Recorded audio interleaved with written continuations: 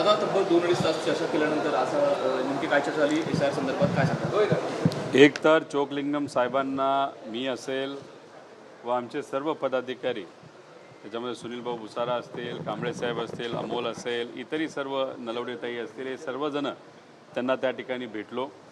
त्यांना एक डिटेल पत्र अशा पद्धतीचं हे CEO म्हणून त्यांना तिथं दिलेलं आहे.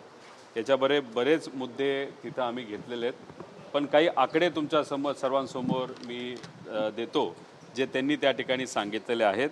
आपल्या या महाराष्ट्रामध्ये टोटल मतदार किती होते तर 9,78,00,000 मतदार होते. आता त्याच्यातून डिजिटाईज नाहीतर ज्याच्याबद्दलची माहिती आली आहे नाहीतर डेटा कलेक्ट झाला आहे असे किती झाले आहेत तर 7,69,00,000.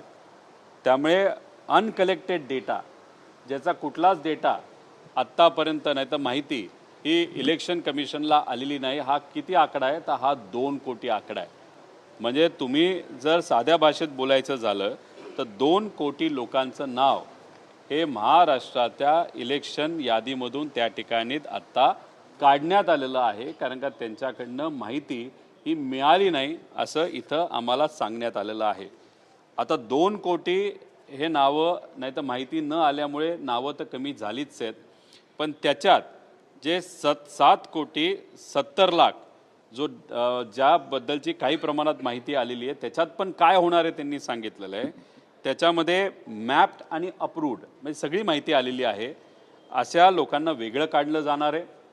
त्याच्यानंतर मॅप्ड पण ॲनॉमलीज, जसं वेस्ट बेंगॉलमध्ये तुम्ही बघितलं असेल एक आकडा होता डिलीटेड, जो मी आत्ता 2 कोटीचा सांगितला डिलीटेड, पण त्यांनी तिथं एक 40 लाखाचा आकडा असा ठेवला होता ॲनॉमलीज. म्हणजे हा आमच्याकडे कमी माहिती आहे नाही तर ह्याच्यात काही डिस्पेरन्सी झाले, आडनाव मॅच होत नाही. हे उद्या जाऊन या 7,70,00,000पैकी काही लोक असेही निघणार आहेत जसं वेस्ट बेंगॉलमध्ये निघाले होते. आणि अनमॅप्ड म्हणजे काहीच मॅप होऊ शकत नाही असे वेगळे त्याच्यामध्ये असणार आहे. म्हणजे 2 कोटीचा आकडा हा 2 कोटीचा न राहता उद्या जाऊन हा आकडा वाढू शकतो. आता आम्ही त्यांना काय विचारलं तर हे जे काही 2 कोटी लोक जी काढण्यात आलेली आहेत ती कशी काढलीत तुम्ही सांगा. तर याच्यामध्ये जे वारलेत नाही तर ज्यांचा मृत्यू झाला आहे असे 34 लाख लोक आहेत. अनट्रेसेबल नाही तर ॲब्सेंट म्हणजे त्यांच्या घरामध्ये गेल्यानंतर तिथं गेल्यानंतर ती माणसं सापडलीच नाहीत असे 76 लाख आहेत. आणि परमनंटली शिफ्टेड कोणाचं लग्न होऊन बाहेर गेले नाही तर कामानिमित्तानं बाहेर गेलेले आहेत 77 लाख आहेत.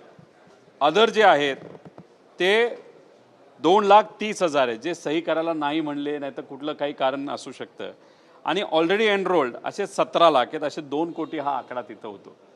म्हणजे हे जे काही आकडे आता आम्ही त्यांना असं विचारलं की जे मृत्यू झाला असं तुम्ही सांगताय, उद्या जर तशी व्यक्ती आपल्याला सापडली की मृत्यू नाही झाला पण तो माणूस आहे तर म्हणले फॉर्म 6 भरू शकता. त्यानंतर मग ॲब्सेंट नाही तर अनट्रेसेबल आहे फॉर्म 6 भरू शकतात.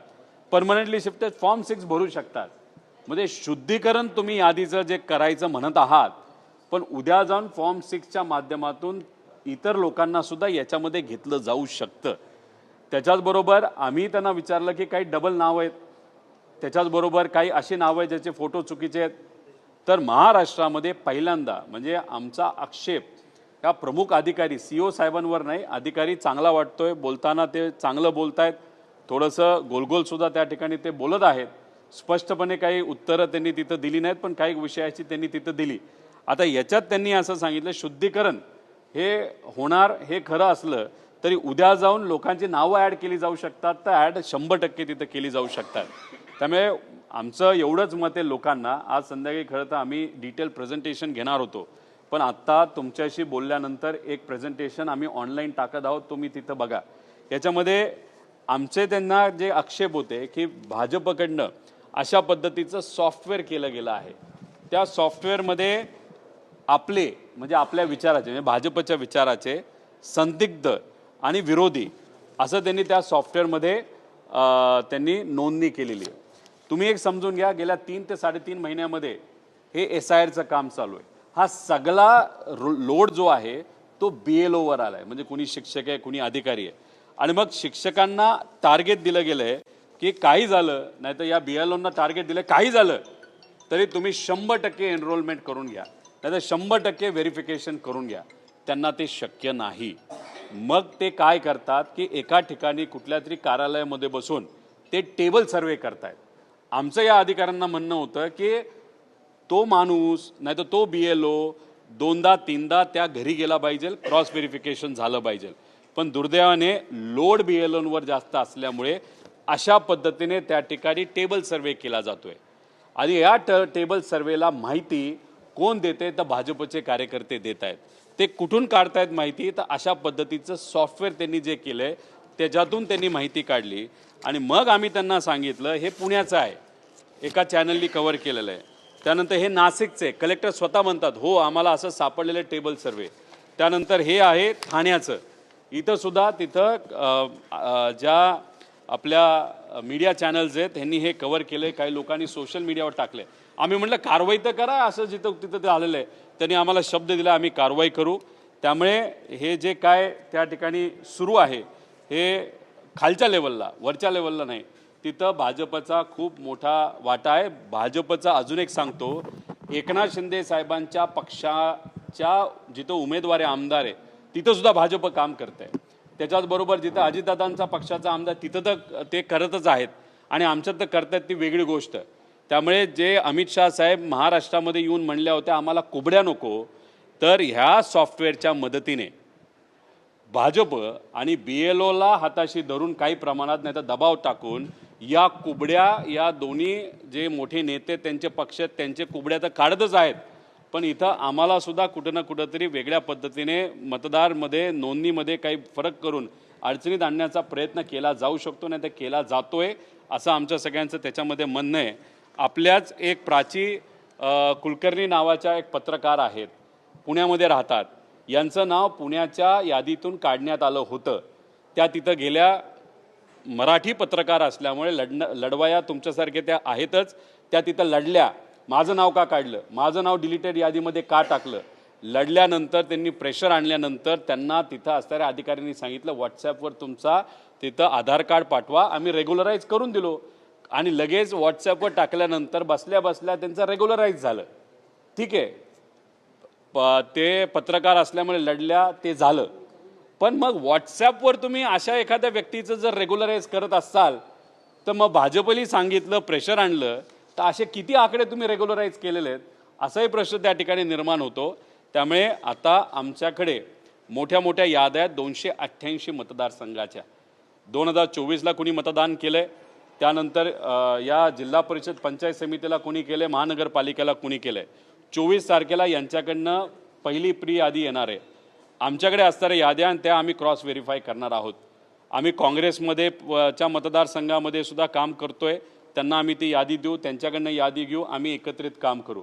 भाजपच्या पण मतदारसंघात करतोय, एकनाथ शिंदे साहेबांच्या पण करतोय. त्यामुळे उद्या जाऊन 24ला यादी एकदा आली तर दूध का दूध पाणी का पाणी आपण करू शकतो. डबल स्टार बरेच काय जे नावं काढली होती हे सगळं आम्ही क्रॉस व्हेरिफिकेशन तिथं करून आणणार आहे. पण एक तुम्हाला सांगतो, प्रेझेंटेशन तुम्ही बघावं. वेस्ट बेंगॉलमध्ये काय झालं होतं, कसं झालं होतं, त्याच्याचबरोबर बिहारमध्ये काय झालं होतं. जाता जाता फक्त वेस्ट बेंगॉलमध्ये संदिग्ध यादीमध्ये ज्या लोकांची नावं टाकली आहेत ना, असे 40 लाख लोक आहेत. त्यांना गेल्या 4 महिन्यामध्ये त्यातल्या किती लोकांना रेग्युलराईज केलं तर 38,000 लोकांचं क्रॉस चेक झालं. त्यातले 80% लोक म्हणजे 28,000 लोक हे रेग्युलराईज झाले. म्हणजे जे 42 लाख लोक बाहेर काढले होते संदिग्ध यादी म्हणून, त्याच्यातले 80% हे मतदार आहेत. फक्त इलेक्शन जिंकण्यासाठी तिथं गडबड ही करण्यात आली होती. आणि गेल्या 4 महिन्यामध्ये फक्त जर 40,000 लोकांचं नाव व्हेरिफाय होत असेल तर वर्षात 1,20,000 लोकांचं होणार, 5 वर्षामध्ये 7 लाख लोकांचं होणार. 42 लाख लोकांचं कधी करणार. मग 2 कोटी लोकांचं तर नाव आपल्या महाराष्ट्रातून डिलीट केलं गेलं आहे. पण संदिग्ध यादी जेव्हा काढली जाईल, नॉन मॅप यादी काढली जाईल, त्याच्यामध्ये जर 50 लाख लोक आले, ती नावं तुम्ही कधीपर्यंत रेग्युलराईज करणार, हे अनेक प्रश्न तिथं निर्माण होतात. त्यामुळे आमचं या सगळ्या विषयांवर लक्ष आहे. CO साहेबांना आम्ही भेटलेलो आहे, त्यांना आम्ही पत्र दिलेलं आहे. त्यातल्या काही गोष्टी त्यांनी स्वीकारलेल्या आहेत. आम्ही करतो, आम्ही केंद्र इलेक्शन कमिशनला त्या ठिकाणी देऊ असंही त्यांनी त्याच्यामध्ये सांगितलं. ज्याच्यामध्ये GPS, geo tagging, time setup हे आम्ही करू आणि आम्ही बोलू असं त्यांनी त्या ठिकाणी सांगितलं आहे. Addition deletion correction shifted pending आणि रिजेक्टेड हे ओपन डॅशबोर्ड आम्ही केला पाहिजे असं सांगितलं. ते म्हणाले ठीक आहे आम्ही तो करून घेऊ. त्यानंतर BLA 2ची भूमिका आयोगाच्या मार्गदर्शक सूचने म्हणजे BLA तुम्ही जबाबदार त्या ठिकाणी करा आणि त्याचं लॉग इन दुसरं कोणी केलं आहे का याचं क्रॉस व्हेरिफिकेशन करा ते म्हणालेत.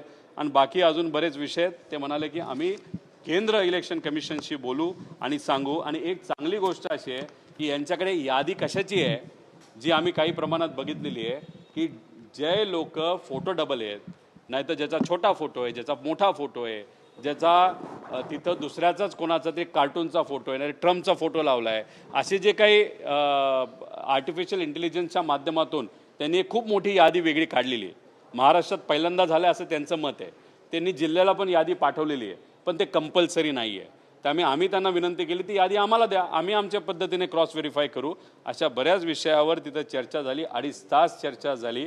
काही प्रमाणात अधिकारी म्हणून त्यांनी भूमिका मांडण्याचा प्रामाणिकपणे प्रयत्न केला पण खालच्या लेवलला BLOवर मोठ्या प्रमाणात प्रेशर असल्यामुळे हे सत्ताधाऱ्यांकडनं पण असू शकतं नाहीतर पूर्णपणे सर्वे करण्याचा पण असू शकतं. पण दुर्दैवाने त्या ठिकाणी बरंच गडबड कदाचित खालच्या लेवलला झाली असं आमचं मत आहे. 99.80% हे तिथं डेटा नाही तर माहिती आलेली आहे. त्यामुळे डेट एक्सटेंड होईल असा जर प्रश्न तुम्हाला करायचा असेल तर डेट एक्सटेंड होणार नाही. आज रात्री मध्यरात्रीपर्यंत हा सगळा डेटा 100% त्यांच्याकडे आलेला असेल असं त्यांचं मत आहे. त्यामुळे याच्या पुढच्या काही दिवसांमध्ये म्हणजे 24 तारखेपर्यंत ते एक यादी तिथं जाहीर करतील आणि त्याच्यावर आक्षेप घेण्यासाठी काही एक महिन्याची वेळ देऊ शकतील असं त्यांनी त्या ठिकाणी सांगितलेलं आहे.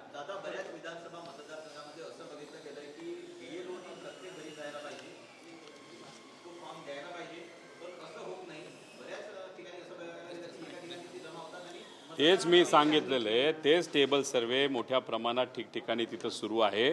आणि आमचं मत आहे की मोबाईल एंट्री करत असताना तो घरी गेलाय का BLO का नाही गेला हे तुम्हाला बघता येतं. एकच मोबाईल वापरलाय का 2 मोबाईल वापरलेत हे सुद्धा तुम्हाला बघता येतं. त्यामुळे तो डेटा तुम्ही डाउनलोड करा आणि त्याच्यातून पारदर्शक पद्धतीने हा सर्वे झालाय का हे तुम्ही सांगा. त्यांनी आम्हाला सांगत असताना सांगितलं चांगला सजेशन आहे. हे नक्कीच आम्ही केंद्र इलेक्शन कमिशनशी त्या ठिकाणी बोलू आणि याच्यावर काय करता येईल हे बघू. त्याच्याचबरोबर काही मुद्दे त्यांनी केंद्रीय इलेक्शन कमिशनला पाठवलेले आहेत पण दुर्दैव असं केंद्रीय इलेक्शन कमिशननी त्याच्यावर कुठेही काही वक्तव्य केलं नाही त्याला रिस्पॉन्ड केलेला नाही. त्यामुळे इथल्या लेवलला हे केलं पाहिजे ते केलं पाहिजे अशी चर्चा मात्र होते पण केंद्रीय इलेक्शन कमिशनकडनं त्यांना तिथं परवानगी दिली जात नाही हे मात्र त्या ठिकाणी खरं.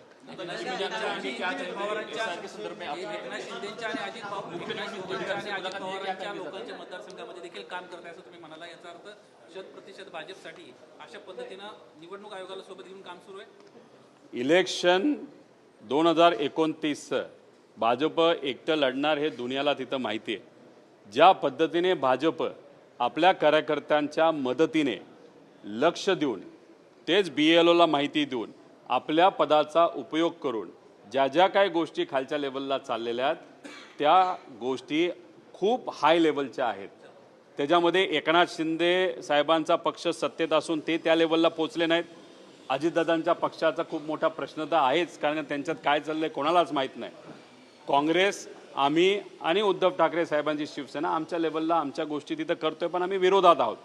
त्यामुळे एकनाथ शिंदे साहेबांच्या आमदारांच्या मतदारसंघात आणि अजितदादांच्या पक्षातल्या मतदारसंघात आणि विरोधातल्या म्हणजे आमच्या मतदारसंघामध्ये BJP त्यांची यंत्रणा लावून मोठ्या प्रमाणात खालच्या लेवलला त्या ठिकाणी बदल नाही तर त्यांचे जे काही कार्यकर्त्यांचा उपयोग करून खूप मोठ्या प्रमाणात काही गोष्टी करतंय असं आमचं मत आहे. त्यामुळे कुबड्या ह्या आम्हाला नको हे अमित शाह साहेबांनी जे सांगितलेलं आहे 2029ला आम्ही कुबड्या नको म्हणजे आम्हाला कुणी मित्रपक्ष नको त्याची तयारी राजकीय दृष्टिकोनातून तर चाललीच आहे पण SIRच्या माध्यमातून मोठ्या प्रमाणात चालली असं आपल्याला म्हणता येते.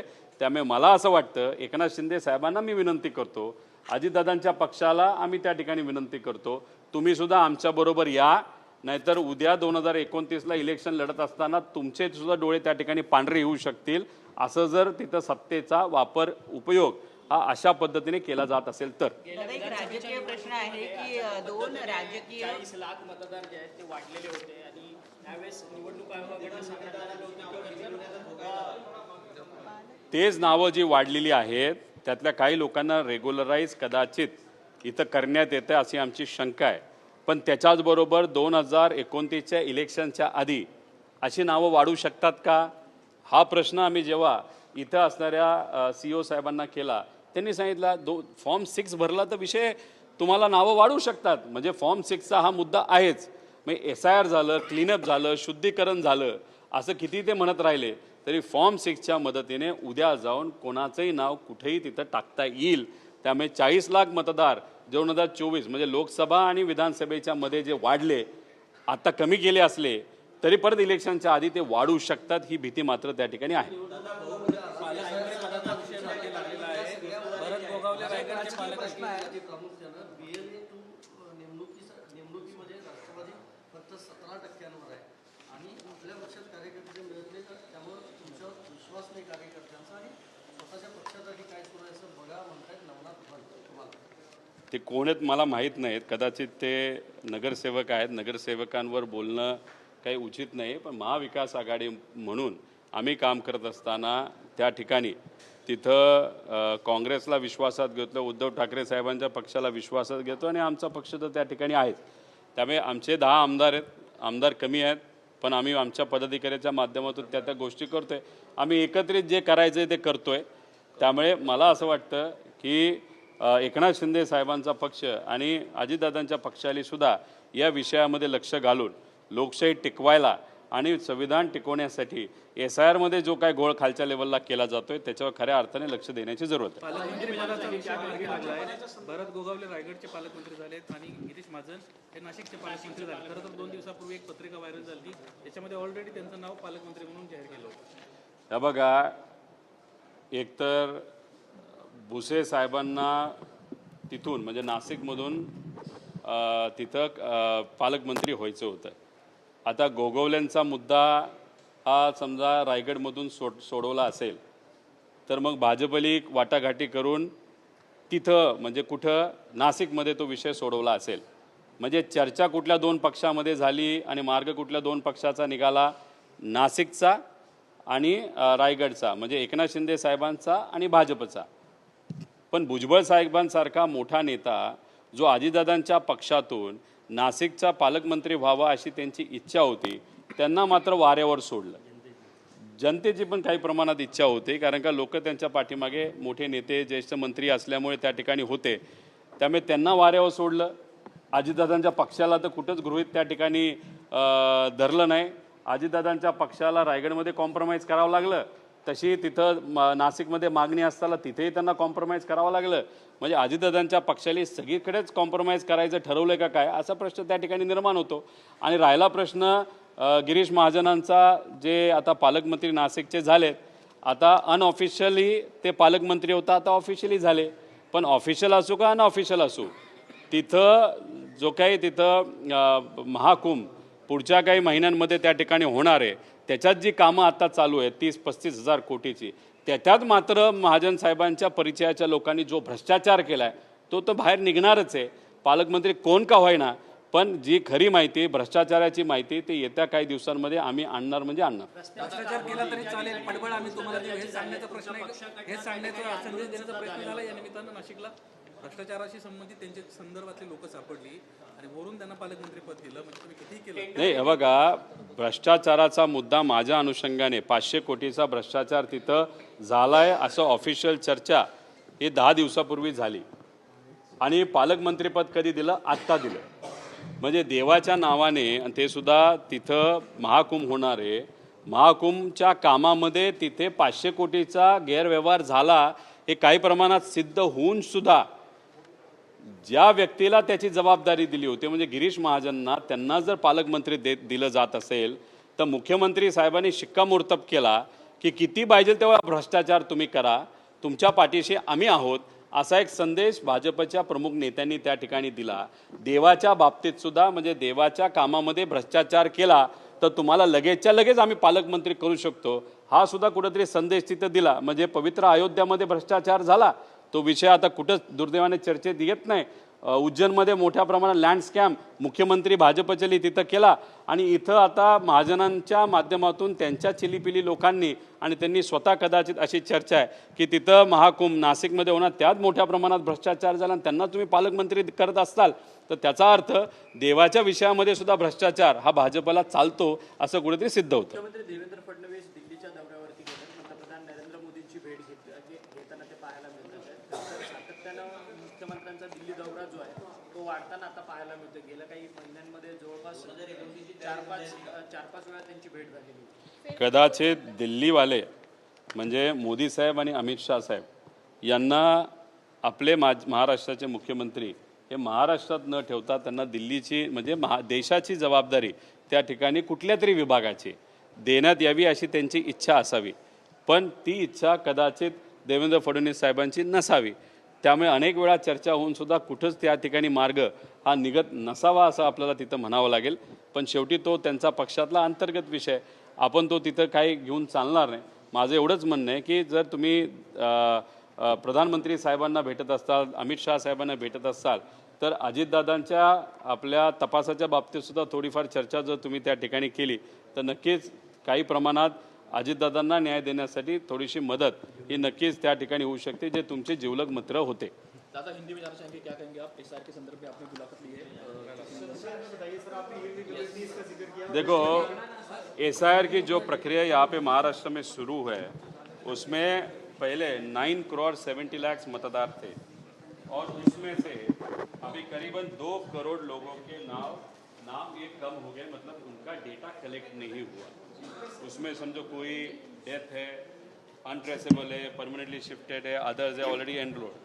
लेकिन ये 2 करोड़ लोगों का तो नाम कम हो गया, उसी के साथ जो 7 करोड़ 60 लाख लोग रहे हैं उसमें भी आगे जाके मैप्ड विथ अप्रूवल ये तो हो गए. ऐसा होगा मैप विदाउट मतलब एनोमलीज विद एनोमलीज और अनअप्रूव्ड मतलब अनमैप्ड ऐसे भी वहाँ पे मतलब 2 करोड़ का आंकड़ा आगे जाके बढ़ सकता है, ऐसे भी है. उसी के साथ हमने जो सीईओ है यहाँ के उनको कुछ प्रूफ्स दिए हैं.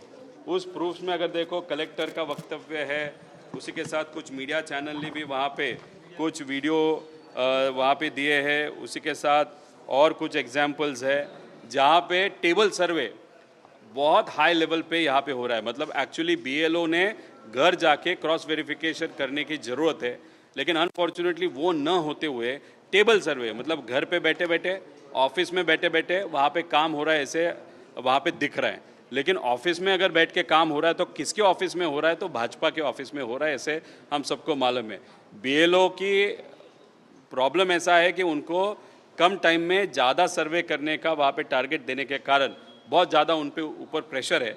लेकिन भाजपा का जो सॉफ्टवेयर है, जो सॉफ्टवेयर हमने वहाँ पे दिखाया था, इस सॉफ्टवेयर के माध्यम से कौन से लोग अपने विचार के हैं, कौन से विरोध के हैं और कौन से मध्यम हैं, ऐसे उन्होंने क्रॉस वेरिफिकेशन करके कुछ लोगों का कहना है कि बीएलओ के ऊपर प्रेशर डाल के और बीएलओ के ऊपर प्रेशर ऑलरेडी है सर्वे कंप्लीट करने का, उनको ये इन्फॉर्मेशन देते हुए बहुत लोगों के नाम जो भाजपा के विचार के हैं वो वहाँ पे रेगुलराइज किए गए और भाजपा के जो विचार के नहीं हैं वहाँ पे डिलीशन भी वहाँ पे हुआ है. एक एग्जांपल मैंने यहाँ पे एक कुलकर्णी नाम का जो पत्रकार है प्राची कुलकर्णी, उनका वहाँ पे दिया था.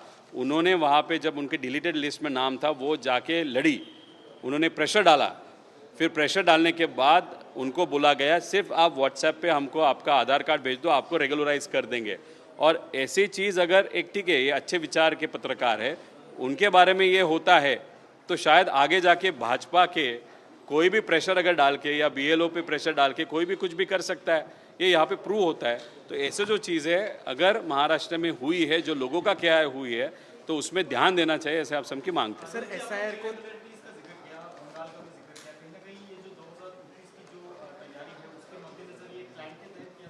देखो हमारा स्पष्ट कहना है कि जो युवा है वो भाजपा के साथ नहीं है और उनका आंकड़ा बहुत बड़ा है. एक आंदोलन हुआ, फिर एक मंत्री को रेजिग्नेशन देने को वहाँ पे पड़ा. बिहार में जो देश के भाजपा के प्रमुख है और बिहार में जो वो मतदार संघ है वो गढ़ माना जाता था भाजपा का, वो टूट के वहाँ पे पीके जो प्रशांत किशोर है वहाँ के चुन के आए। कहा ना कहा तो भी अभी एक वातावरण भाजपा के खिलाफ है।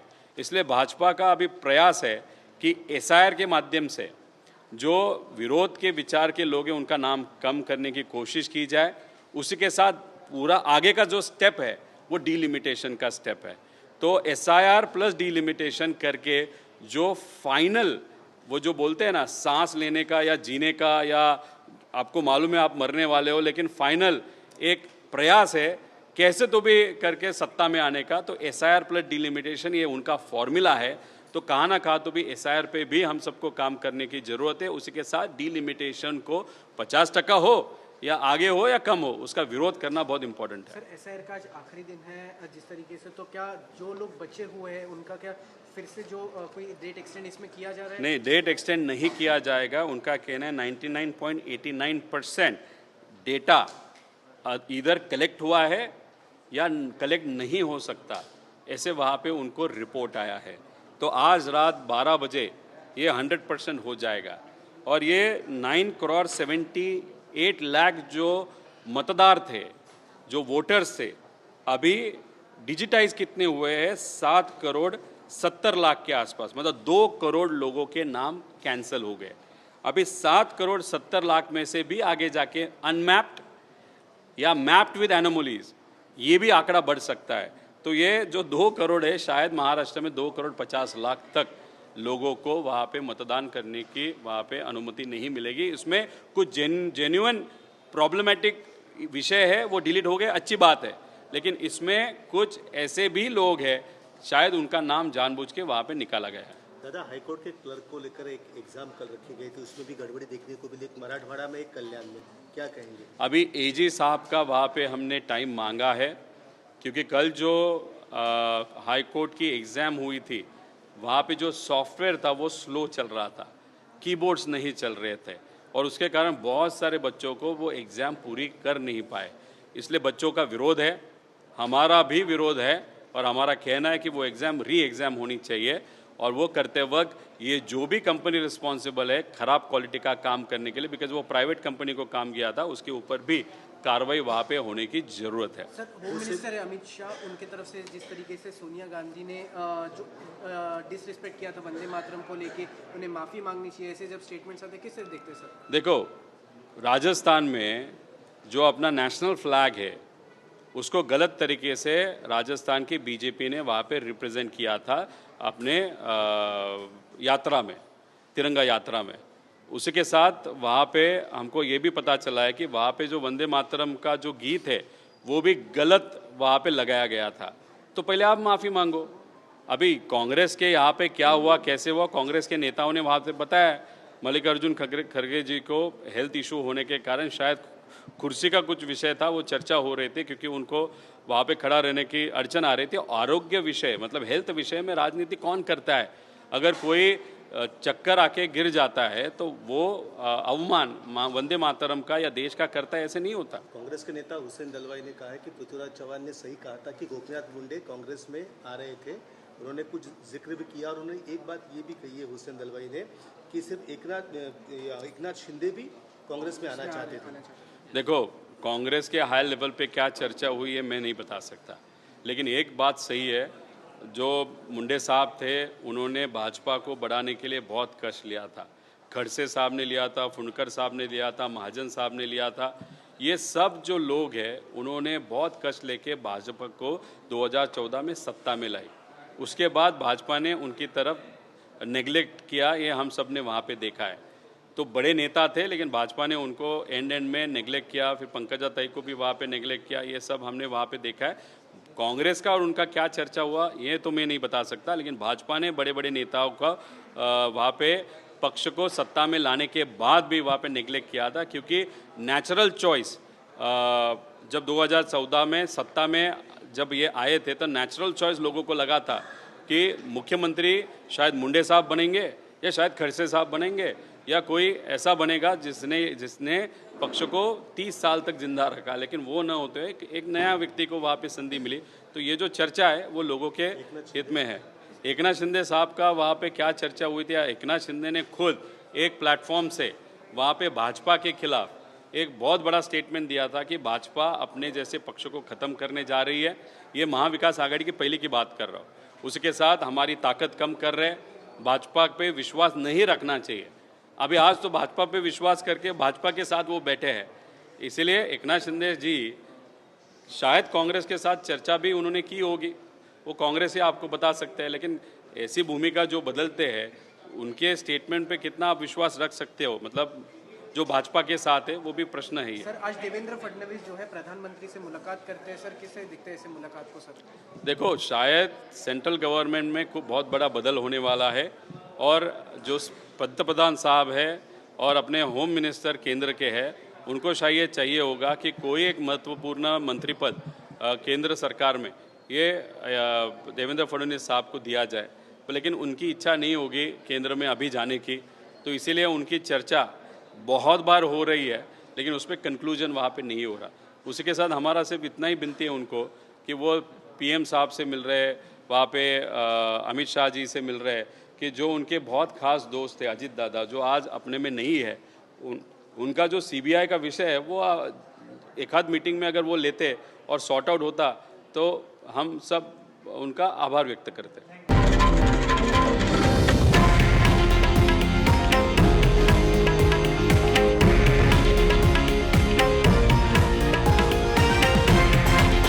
हे आहे देशातील नंबर 1 न्यूज नेटवर्क आणि आपण पाहत आहात TV9 मराठी, एकमेव।